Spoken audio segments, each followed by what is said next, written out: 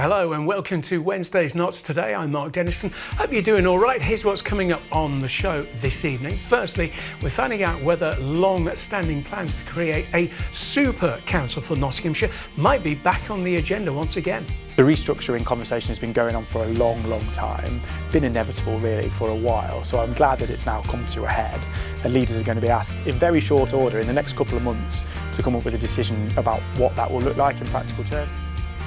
More on that in just a wee while. Also on the show, we're finding out how new tests in Nottingham have found dozens of people with blood-borne viruses. These tests at the QMC, Accident and Emergency, have identified cases of diseases like HIV and both hepatitis B and C. We're finding out why the tests are being carried out in just a moment.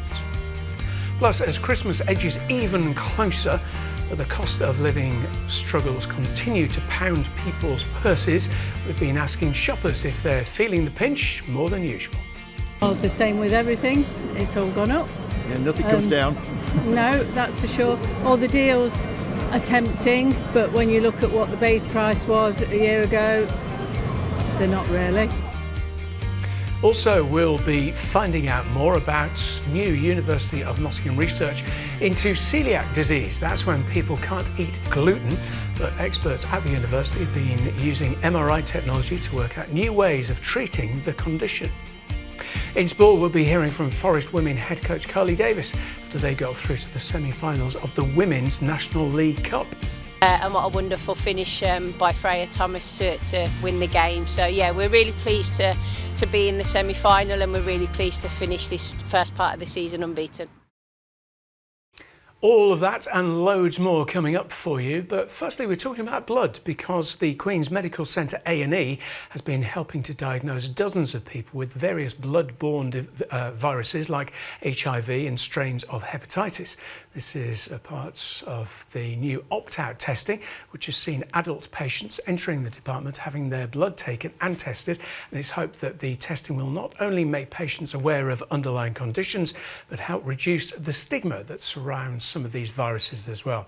Joining us more now to tell us more is screening coordinator and nurse specialist Molly Hansel, who's in the studio. Hello, welcome. Hello, thank you. Before we go any further, just explain the difference between opt-out and opt-in. Tell us what you're doing. Absolutely. So opt-out is inclusive. It includes everyone. And that means that if you're having a blood test at QMC emergency department and you're an adult, your blood will be tested for HIV, hepatitis B and hepatitis C automatically. And if you don't wish to have it done, then you have to opt out.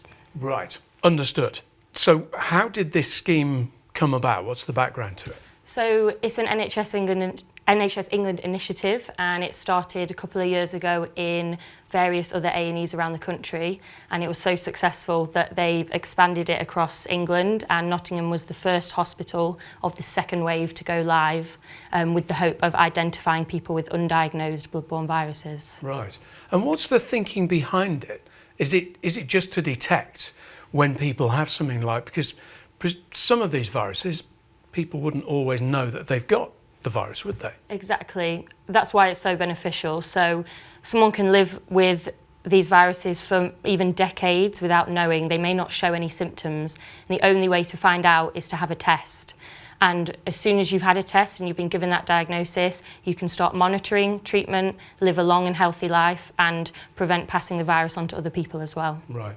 And in practical terms, as you explained, it's opt-out. But if people consent to it, you take the blood and test it. What's the sort of time, or how quick are these results getting back? So the results won't come back whilst the patient is in A&E, so whilst they're having their emergency care, but the results normally come through a week to 2 weeks later, and that's when the patient will be contacted. Right. And so this has been underway for a little while. I just wonder what kind of a difference you and your colleagues are seeing. What kind of a difference is it making? It's made a huge difference so far. So in the first 100 days of testing, we did almost 17,000 tests. And out of those tests, we've diagnosed 28 new diagnoses of blood-borne viruses. And majority of those patients have been seen in the clinic, started on treatment, and they should live a long and healthy life. Right. And if they hadn't have had that test, they may not have known.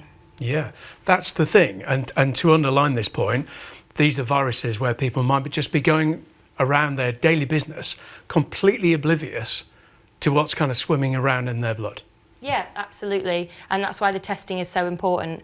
But the more traditional methods of testing, so perhaps at a sexual health clinic or approaching your GP, that doesn't work for everybody. And these testing initiatives are much more inclusive, and they get rid of a lot of those barriers that other testing methods have brought about.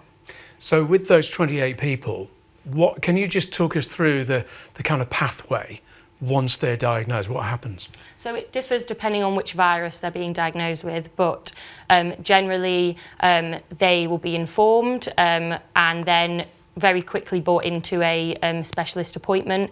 And in the case of HIV and hepatitis C, we can get them started on treatment perhaps within that week.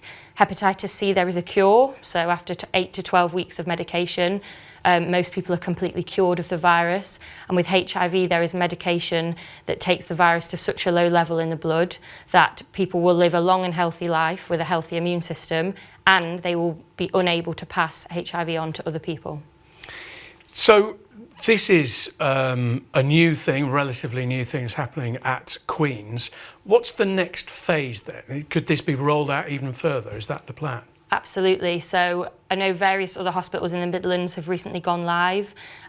Derby's next in January. Yeah, like I say, 47 other hospitals around the country. And it will just be expanded out and hopefully made a normal part of healthcare. How does it feel to be delivering something like this and doing this as a bit of a Nottingham first, really? It feels really special. I mean, this project is really working to fight the stigma around these viruses. That's something we're really passionate about, being able to talk about them and really trying to make this normal and not something to be feared is really special. Appreciate your time, Molly. Thanks for coming in. Happy Christmas as well. We're going to move on now, and earlier this week Deputy Prime Minister Angela Rayner announced the government's plans for more devolution and a unification of the current two-tiered council system, something that's caused fierce debates in the chamber and corridors of the County Council before. And as the issue returns to the agenda, there's been mixed reaction to the announcement yet again, as Sam Jones reports. Council unification. It's not a new idea. It is the right thing to do. Put it simply, it's better, simpler, and saves taxpayers money. That was former County Council leader Kay Cutts speaking 4 years ago as she tried to unify local government here in Notts. Her plans would have seen a super council created to replace the 7 district and borough councils and her own county council, so all services were run by one authority. It was a hotly contested issue, but one broadly rejected due to concerns over local representation. But could this Ghost of Christmas Past be back on the agenda for local leaders? The recently published Labour White Paper suggested current two-tier areas, like Notts, should start once again drawing up plans for unification. However, again, it's not been met with unanimous support, including Ashfield District Council leader Jason Zadrozny, who opposed the plan to begin with. We do things well. We've invested in services so that Ashfield residents get the best. Now, they shouldn't be pulled up and lose all those services to support failing councils. There's no way it can work for my residents. Currently, our county has 7 district and borough councils like Ashfield. They're in charge of local services like bin collection, housing and planning. We also have the County Council, a much larger authority serving all of Notts and in charge of things like roads, education and social care. These potential reforms could see one council delivering it all from one place, similar to how Nottingham City Council operates in the city. And the white paper also mentioned devolution, a term that might sound familiar because of the East Midlands mayor election back in May. Ben Bradley, the former Mansfield MP and County Council leader, was a big advocate for the new role, coming second in the vote to Labour's Claire Ward. Now, he's a consultant helping businesses adapt to the elected role, and says the move could be good for our county. I think the white paper is positive. There are risks, as I've said, but actually we're ahead of the game when it comes to having already got on this devolution kind of track. We've started already, we'll be a year ahead of other people. The restructuring conversation has been going on for a long, long time, been inevitable really for a while, so I'm glad that it's now come to a head. And leaders are going to be asked in very short order in the next couple of months to come up with a decision about what that will look like in practical terms. Huge opportunity if they get it right. His successor at the top of the council, Sam Smith, said he'll support the plans if they're broadly a good thing for local taxpayers. But until then, the government will work on the plans to decide the future of local democracy here in Nottinghamshire. Sam Jones for Notts TV. Time for some news headlines now, and firstly, a man has died following an incident on the A1 this morning. The 84-year-old man was on foot when a vehicle collided with him near the Applegreen Muscombe services at about 7:15. He was pronounced dead at the scene, and the southbound carriageway remained closed throughout much of the day while investigations took place. Nottinghamshire Police say his family have been informed and asked anyone who may have witnessed the incident to call them on 101. And an inquest has found the deaths of a 9-year-old boy and his aunt came after a naked flame came into contact with combustible items before spreading. Riley Chambers and Siobhan Abbott died in hospital days after a house fire on Rawson Street in Selston, which started in the early hours of January the 14th this year. Riley's parents and sister escaped the property, but Riley and Siobhan were rescued by firefighters. Now, an inquest has concluded and the fire service said it offers support for young people displaying fire setting behaviour. Right, it's time for a short break now. Maybe go and get yourself a brew or something, but do come back after the break because we'll be talking to an inspiring woman who runs a soup kitchen for the homeless, and all of your latest sport headlines coming up in a moment as well. That's all next.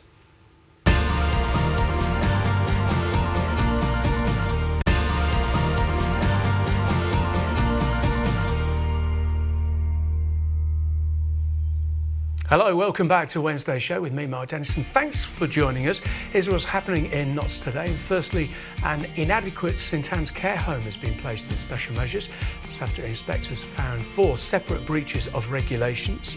Care Quality Commission investigators heard issues including people falling, residents with poor hygiene and issues with dirty hair, nails and teeth when they visited Kingsthorpe View nursing home back in July. So overall rating was reduced from requires improvement to inadequate, and the special measures mean the site will be kept under close review by inspectors. And a plan to reduce the number of people sleeping rough on Nottingham Street into single figures has been approved by the City Council. More than 50 people are thought to be on the streets every night, and hundreds of others are being housed in temporary accommodation. Under a new plan approved at a meeting yesterday, the Council is looking to reduce the number of rough sleepers below 10 by 2028. It aims to address the root causes of homelessness early on and support people into long-term housing. It's very fitting we're talking about the theme of homelessness, actually, and one person who's been doing some vital work to support people on the street is my next guest on the show. Tracy Dickinson-Wielden, who runs street kitchens to support rough sleepers, is even holding one on Christmas Day. And here she is in the studio now to talk about her work. Hello. Hello, good evening, Mark. In case people don't know your story, Tracy, talk us through a potted history. How long have you been doing this? Since October 2016. Right. And why? Why did you start? I was homeless from 14 to 19 years old, out on the streets. There was not much support then, but in 2016, went with my friend Andrew Ellis. We looked around, we saw people in doorways, and we decided to go out with a backpack, a couple of flasks, and 10 became 20, 20 became 50, and 50 became up to 200, just in a short sense. So we've been running the kitchen for 8 years, and it's our 9th Christmas this year. We'll talk about Christmas and, Yes. and plans around the festive period in just a minute. It's quite astonishing when you talk about your own story as well. I guess, that gives you a real understanding of what it's like, and also what people need when they're homeless as well. Yeah, I mean, it is. I mean, people walk past people and they just look down at them. And I think for me, I go and speak to everybody. I will sit on my bum in the rain and talk to people, have a chat with them, provide them with food, not just in Nottingham, but where I live in Mansfield as well. We've got quite a few guys I'm looking after at the moment. And they just want someone to say, hello, how are you? 99.9% are really polite and good. Get the odd ones, which we always accept, but when they come to my kitchen, it's like a big family on a Friday night. And I know all of them by name, and I know every single one of them of what their situation is. And that's why they come, you know, not just for the good food, which I must say so myself, but they come for a bit of love, hug and understanding and a good chat. Yeah. And that makes a massive difference to their week. It really does. I mean, Andrew goes out most Saturday mornings. For some of the guys, he buys coffee and McDonald's, breakfast and stuff. But I'm finding that a lot of the guys are being moved on out of the city centre, which is quite worrying at the moment, especially this time of year. Yeah. So look, let's talk about Christmas. You mentioned that every Friday, there you are, Listergate outside M&S. But you're doing this at Christmas Day? Yes. And Boxing Day as well, is that right? Yes. Right. Yeah. Okay. So Christmas Day is our 9th Christmas, as I said.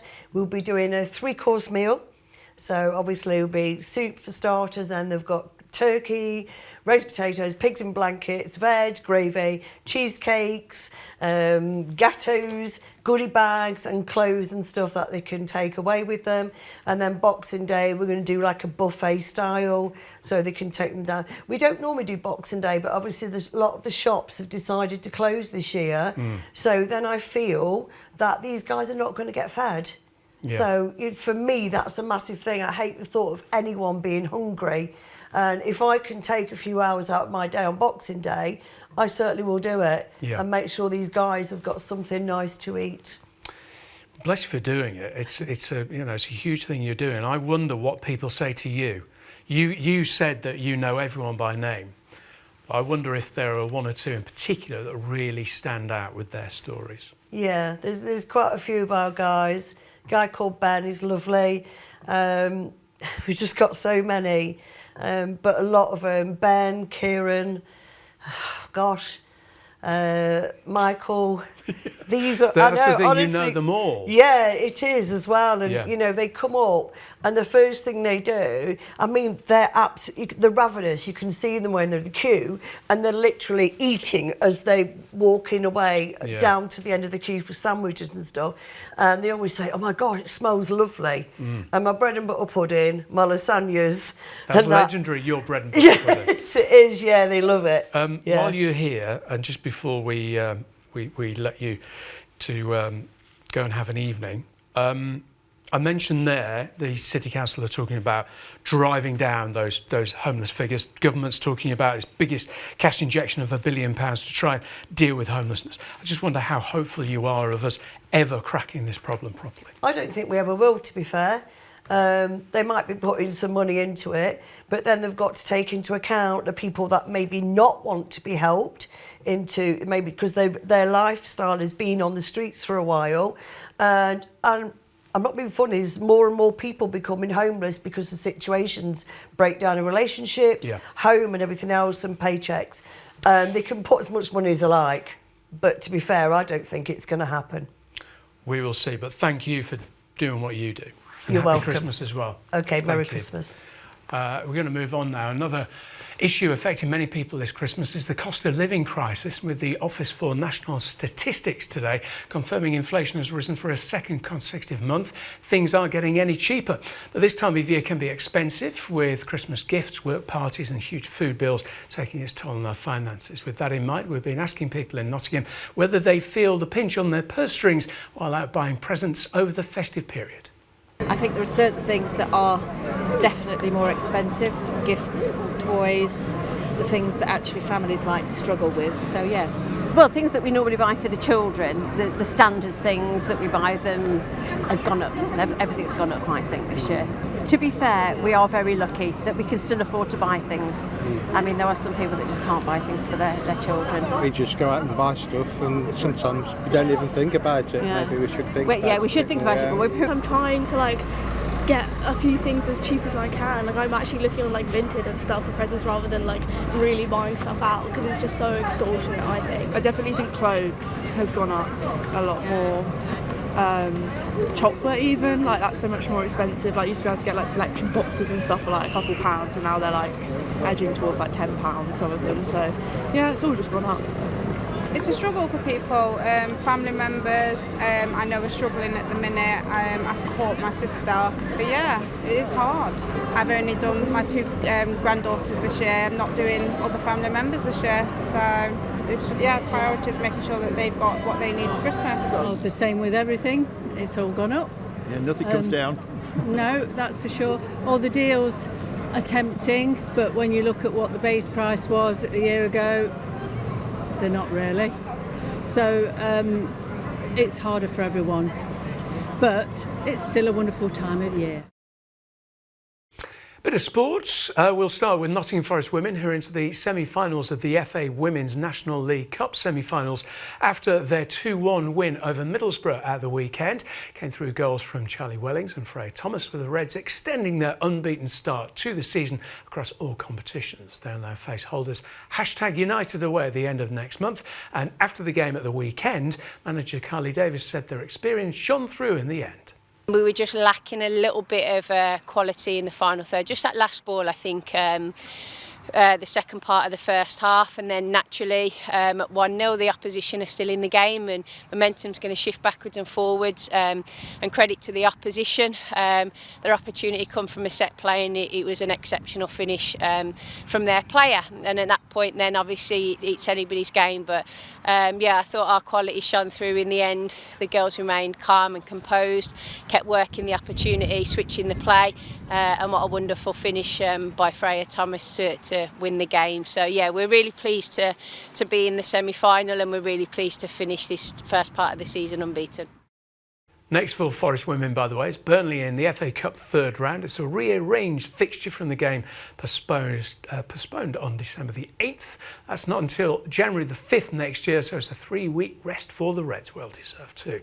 Staying with football, Mansfield Town's men are winless in 6 league games, but prepare for a big match this weekend when Rotherham arrive at Field Mill. The Stags picked up their first point since October on Saturday when they played out a goalless draw in Charlton, ending a 5-game losing streak in League One. The Yellows sit 2 points and 6 places ahead of the weekend's opponents, and ahead of the game, forward Jordan Bowery said it's a fixture they need to find their form in. We weren't losing confidence or anything like that, because we know that we were playing well, and that's football. It happens. Look at the likes of Man City. They're having a horrendous time, so it happens. But that point is put us in good stead, because we now know we can build on that. They're always aggressive. They put you under good pressure. They'll run a lot. They work hard. They put balls in your box. But I think the other day, Jono scored an header or something, a lot from crosses. So they'll put a lot of crosses. And finally, in ice hockey, time for your weekly reminder about the Panthers' action on your screen tonight. We've got all the goals from their whopping 6-0 win over the Five Fires last weekend. That's on tonight, 9 o'clock, after this week's edition of Team Talk, and we'll preview that a little later in the show. Picture of the day time. Thanks to Steve Plewinski for this snap of some feathered friends making a splash at Newstead Abbey. As for your weather, some high winds and showers around today. They'll continue into this evening. Lows of 3 Celsius tomorrow. You can expect to see some cloud in the morning, some sunshine by the afternoon. Highs of 6 and lows of 3. And on Friday, once again, 1 or 2 showers around. Highs of 9 and down to 6 overnight. Short break coming up. When we come back, hearing how new research at the University of Nottingham is helping people potentially with celiac disease. That's next.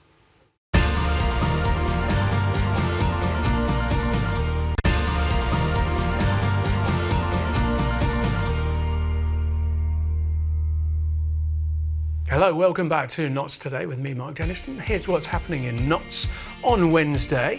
Firstly, operators of a Notts shopping centre says its future is still bright, even though it failed to sell at an auction. The Idlewell shopping centre in Ashfield went under the hammer last week for a guide price of more than £3 million.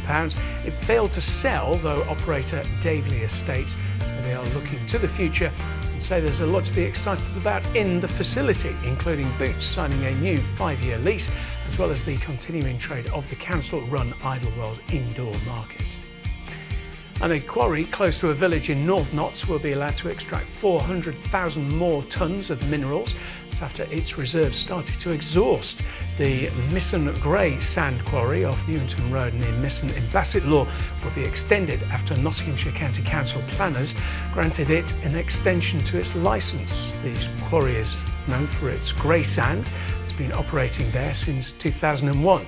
In a council meeting, politicians said the extension was a no-brainer because it also provides economic stability and protects jobs. And if you are bored at home, then listen up. We've got our What's On guide filled with lots of inspiration to provide you with a good evening out, if you fancy going out, that is. Firstly, the Framework Knitters Museum in Ruddington is hosting a special pop-up screening of Gremlins, complete with mince pies and mulled wine as well. That starts at 7 p.m. Tickets are £8.50. The Carousel in Hockley is hosting its Drink and Draw, where you can get creative whilst having some colourful cocktails. That one also starts at 7 o'clock. Tickets are £7. And finally, tonight is the opening night of the Playhouse pantomime production of Jack and the Beanstalk, a chaotic comedy twist on a classic fairy tale. Another 7 o'clock start. Tickets are limited, so you need to be fast. Have an enjoyable Wednesday evening, whatever you do. Now, with New Year around the corner, many people will be planning a new diet to help work off those Christmas snacks. But for 1 in 100 people who live with celiac disease, a gluten-free diet is a lifelong commitment, although it prevents their gut from becoming inflamed and improves its tissues. It still creates stomach problems for 30 to 40% of those with the condition. But a new study by the University of Nottingham hopes to use MRI scanners to examine how this diet impacts those living with the condition and help work towards making new ways to treat celiac disease in future. Professor Luca Marciani joins me now to tell us more about this exciting research. Hello. Hello, thank you for having me. Well, no, an absolute pleasure. I was telling you, I've got a vested interest because my wife has celiac disease. So what does this study actually involve? So the issue with celiac disease is that the people who are diagnosed, as you just mentioned, need to go on a gluten-free diet. And then basically that's it. There's not much research on what happens to the gut and to their feelings, to their symptoms after starting the gluten-free diet. And it's an under-researched area. Our specialty is to look inside the gut with our magnetic resonance imaging technique. It was invented in Nottingham, so it's one of the gems of our university. And so we set off to have a better look at what happens inside the gut of people with celiac disease. We recruited patients when they were just diagnosed, so they hadn't had the diet yet. We scanned their gut to see what's inside the gastrointestinal tract. We've taken stool samples to look what's inside the bacteria of the colon of the people with celiac disease. We live together with 100,000 million little bacteria in the gut, and they all digest what is left of our food. They make chemicals. In most cases, they do a perfectly good job, but disease can skew these populations to produce chemicals which are not quite good for our body. And this is the case in celiac disease as well. There are a limited number of studies about this. So we looked inside the gut, we looked inside the bacteria of the colon, and then we let the patients go on a diet for about 12 months, and then we studied them again to see what happens at the end. What we found is that the disease itself, so as soon as the people with celiac disease were diagnosed, as an impairment of the gut function. So there was a lot more water inside the gut, and things traveled a lot slower than in normal people, going down throughout the gut. And then in their microbiota, there were differences, not massive, but some of the good bacteria were lacking, and some of the bad bacteria were actually a bit too many. Interestingly, after having been on the diet for 12 months, which is very strict, it's very difficult to be on the diet, it's very limiting. So it's a massive shift of what feeds the bug inside the colon. we found that the gastrointestinal function, so the amount of water in the bowel, the transit, improved a bit, not back to normal, but improved. The symptoms in some patients improved, in some didn't. And the bacteria in the colon, so the microenvironment that lives inside us, got worse. So this is possibly because by changing so abruptly the diet, the patient stopped feeding the good bugs and let the bad bugs, let's say, thrive. Yeah. So their gut was signaling bad chemicals. They are actually making the symptoms worse. And so our results, both from the gastrointestinal function with the imaging and from the microbiota, correlated with how the patients felt. In parallel, we had a large group of healthy volunteers. They came once and they came a year later as well, so we could compare data between people who have been 12 months on the diet with the disease and people who have been living normally for 12 months, eating what they eat normally. Right. So just briefly, how could this help you and your colleagues look at how celiac disease is treated in future? That is where we are going next. Right. Having determined how gastrointestinal function changes and which type of bugs inside the colon have changed in the wrong way, we could actually artificially feed the good bugs things that they can help them grow, so try to shift back the population of the colon towards normal. And these are probiotics, they are prebiotics, they are good food for the bugs, let's call it. Some of the prebiotics are not particularly suitable for people with celiac disease, some are. Right. So the study that we takes time to do research, it always takes a lot of time. But we're cooking up the new study where we want to repeat what we've done, and for a long time, probably more than 12 months, to see how the gut improves a long time. And also pick up newly diagnosed patients with celiac disease, divided them in two groups. One group, normal life with gluten-free diet. Okay. The other group, we feed them with prebiotics as well. And so at the end of 12, maybe 24 months, we see how good the bacteria has actually become again. Right. Okay. Work in progress. Luca, good to see you. Thank you very much indeed. Fascinating. Thank you for having me. Time for another look at our top story of the day. And earlier this week, Deputy Prime Minister Angela Rayner announced the government's plans for more devolution and a unification of the current two-tiered council system, something that's caused fierce debates in the chamber and corridors of the County Council before. And as the issue returns to the agenda, there's been a mixed reaction to the announcement yet again, as Sam Jones reports. Council unification. It's not a new idea. It is the right thing to do. Put it simply, it's better, simpler, and saves taxpayers money. That was former County Council leader Kay Cutts speaking 4 years ago. She tried to unify local government here in Notts. Her plans would have seen a super council created to replace the 7 district and borough councils and her own county council, so all services were run by one authority. It was a hotly contested issue, but one broadly rejected due to concerns over local representation. But could this Ghost of Christmas Past be back on the agenda for local leaders? The recently published Labour White Paper suggested current two-tier areas, like Notts, should start once again drawing up plans for unification. However, again, it's not been met with unanimous support, including Ashfield District Council leader Jason Zadrozny, who opposed the plan to begin with. We do things well. We've invested in services so that Ashfield residents get the best.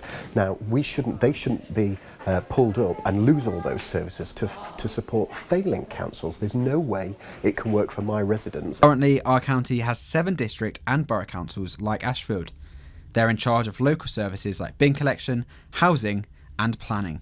We also have the County Council, a much larger authority serving all of Notts and in charge of things like roads, education and social care. These potential reforms could see one council delivering it all from one place, similar to how Nottingham City Council operates in the city. And the white paper also mentioned devolution, a term that might sound familiar because of the East Midlands mayor election back in May. Ben Bradley, the former Mansfield MP and County Council leader, was a big advocate for the new role, coming second in the vote to Labour's Claire Ward. Now, he's a consultant helping businesses adapt to the elected role, and says the move could be good for our county. I think the white paper is positive. There are risks, as I've said, but actually we're ahead of the game when it comes to having already got on this devolution kind of track. We've started already, we'll be a year ahead of other people. The restructuring conversation has been going on for a long, long time, been inevitable really for a while, so I'm glad that it's now come to a head. And leaders are going to be asked in very short order in the next couple of months to come up with a decision about what that will look like in practical terms. Huge opportunity if they get it right. His successor at the top of the council, Sam Smith, said he'll support the plans if they're broadly a good thing for local taxpayers. But until then, the government will work on the plans to decide the future of local democracy here in Nottinghamshire. Sam Jones for Notts TV. In the news today, a man has been charged after an assault outside a pub. Police were called to Mansfield Road in Carrington in the early hours of last Friday morning after a victim reported being attacked and robbed of £100. 25-year-old Nathan Betteridge of Mansfield Road has since been charged with robbery. He appeared at Nottingham Magistrates Court on Saturday, was bailed ahead of an appearance at Nottingham Crown Court on January the 13th. And a coroner has ruled the death of a Mansfield student stabbed to death in Amsterdam was unlawful. 22-year-old Danny Castledine sustained 44 wounds in June 2022 after stopping in the city on the way to a music festival. A Belgian national named only as Nongo B was jailed for 14 years in January after being found guilty of manslaughter. However, an appeal may lead to a retrial. A Nottingham coroner has found his medical cause of death was multiple stab wounds. His sister Chloe also paid tribute to Danny in court. We're going to take one final break on the show. Next, when we come back, we'll jump into the archives for one of our favourite chats of 2024 and also a sneak preview of Team Talk as well. Coming up.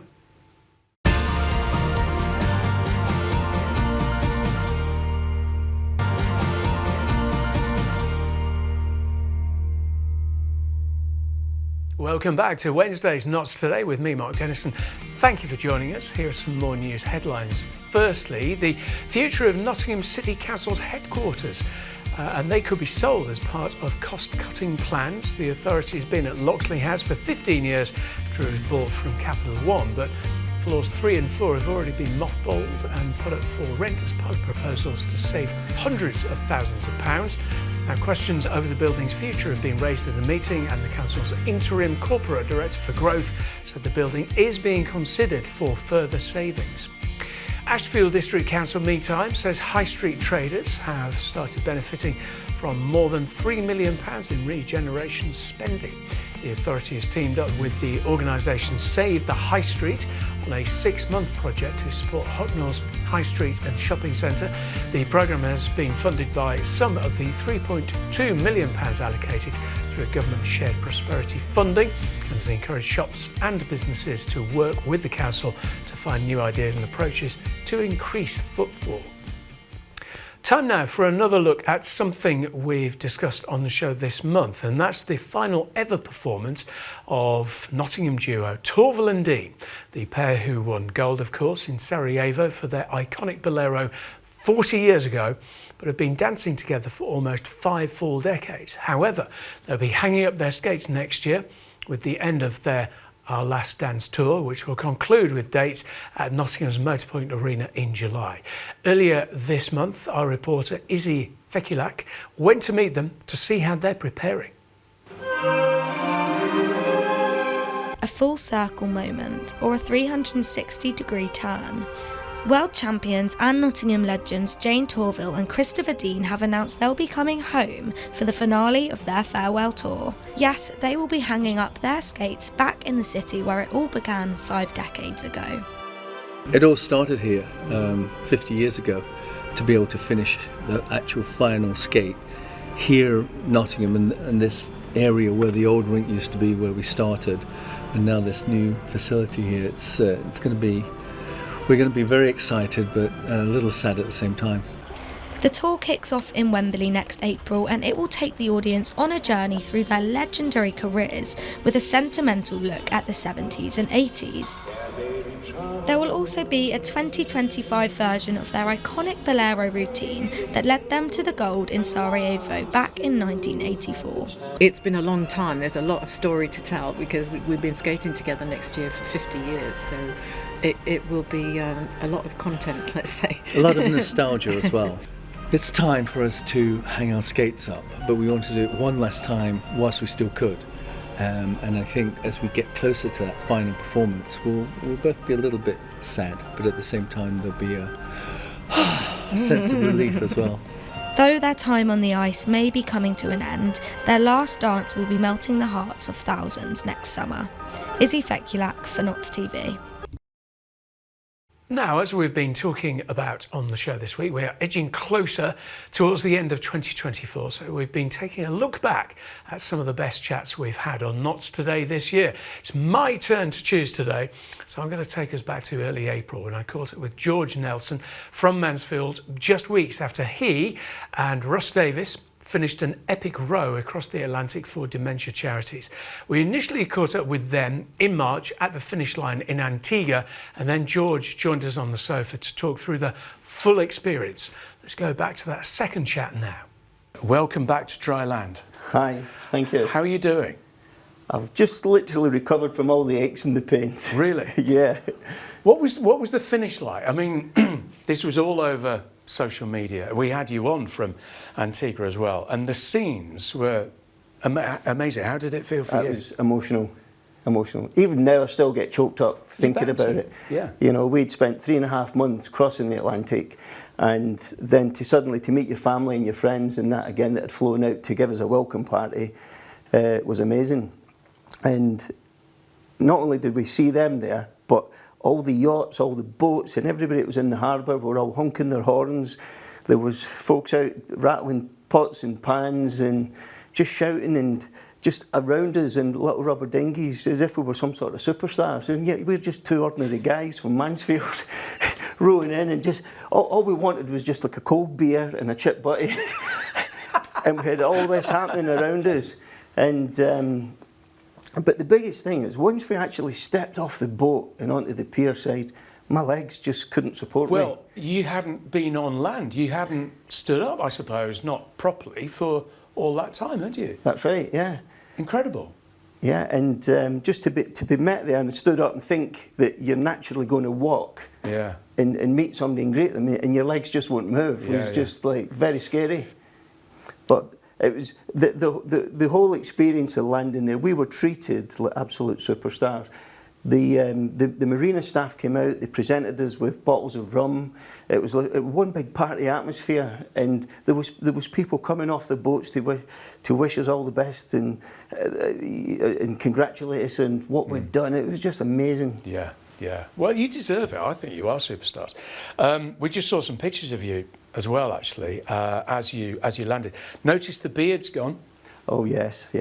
Was that an instruction, or did you choose to? No. It was so annoying. We didn't have a shaver on the on the boat, and the first thing I had to do when I got off, and it was just go and get it cut off. Yeah. It was just so annoying. I was scratching all the time, and all the way through the journey, as it got longer and longer, I was chewing it. I could taste salt. I could taste the dinner we had previously. I could taste the dinner we had 2 or 3 days ago. Oh no! And it was just, it had to go. Yeah. So it's gone.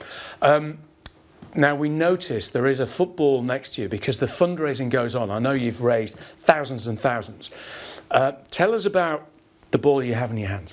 The ball we've got here is a Mansfield Town match ball. It's signed by all the players, and we are currently raffling it. We've got 100 raffle tickets at £10 each, and we're looking to raise another £1,000 for to help people with dementia. Yes. Okay. And I know Forest have given you a shirt as well. That's You've had a lot of donations from things. So the fundraising effort continues. What was, when you were rowing, what was the biggest challenge? Because you've got the physical, obviously, and that's a big thing. But mentally being away from home, worrying, I suppose, about the weather and all kinds of stuff going on. What was the biggest challenge for you? The biggest challenge that we had was actually just facing every day as it come, because we had everything break. Anything on that boat that could break actually broke. I think the only things that didn't break was Russ and myself. But within 24 hours of us leaving Portugal, we lost electrical power just as we were in the middle of the busiest shipping lanes in the world. And we've got an AIS transmitter and receiver that lets big tankers know exactly where we are, and then it also allows us to see where they are. We lost power, and with a tanker on a direct collision course with us 4 miles away, and it was almost terrifying. Yes, yeah. Because it was the middle of the night, it was quite rough seas, it was our first night, and it's what do we do? Wow. Gosh. I think it was Steve Redgrave famously said, if you catch me near a boat ever again, shoot me. I mean, could we apply that to you? No. Or are you thinking you would ever do anything like this again? Russ and I have got different views on this. If you ask him, his view is he never wants to see a boat ever again. I absolutely loved every minute of it. I love the sea. I love being out on it. And I would definitely do something like that again. Would you? However, I wouldn't be away from the family as long, and they would have to come with me. Take them with you. Exactly. That's the answer. All right. George, it's really good to see you. Thank you for coming in, and congratulations once again. Thank you very much. Amazing effort that. Well done to the pair of them. That's the flavour of what's been on Knots today this year, but what else is still to come? It is Wednesday, so of course that means we've got a brand new episode of Team Talk on your screen tonight at 8 p.m. Mark Shardlow and Charlie McParland return for a look at last weekend's matches. This week they're joined by former Reds and Knots player Kevin Wilson and former county keeper and now Mansfield goalkeeping coach Seamus McDonough. Here's a little sneak preview.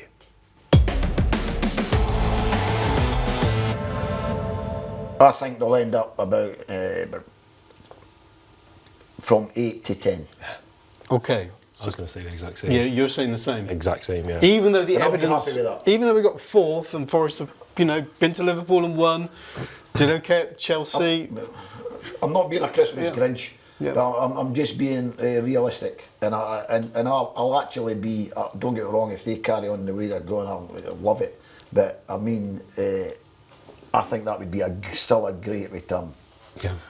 And you're going similar? Yeah. I think the teams that are experiencing that league, the teams like even your Man Uniteds, your Newcastles, your Tottenham. I know with Tottenham it's hit and miss, but I think these teams after Christmas, they've got to know how to try and kick on. I'm not saying Forest don't, and I hope Forest do carry on, but I just think that them teams will pick up a bit of form. Your Man Cities as well, I just think Forest, will it be a bad thing if they finish 8th or 10th, So the full episode of Team Talk tonight at 8 here on Knots TV, followed by the Panthers, of course, later. Here is your picture of the day now. Thanks to Steve Plawinski for this lovely snap. Some feathered friends making a splash at Newstead Abbey. As for the weather, some high winds and a few showers around today. And they'll continue, some of them at least, going into tonight. Lows of 3 Celsius. Tomorrow, some more cloud in the morning, but the sunshine should break through in the afternoon. Highs of 6 degrees, lows of 3, and looking ahead to Friday, 1 or 2 showers around, highs of 9 and lows of 6 to wrap up the week.